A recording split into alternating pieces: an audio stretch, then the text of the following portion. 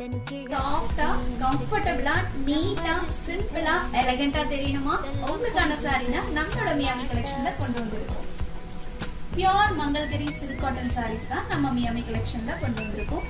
ஒரு சாரீ இப்போ ஓப்பன் பண்ணி காட்டுறேன். இந்த சாரீ எவ்வளோ கம்ஃபர்ட்டா இருக்கு, எவ்வளோ யூனிக்கா இருக்குன்னு பார்த்துக்கோங்க.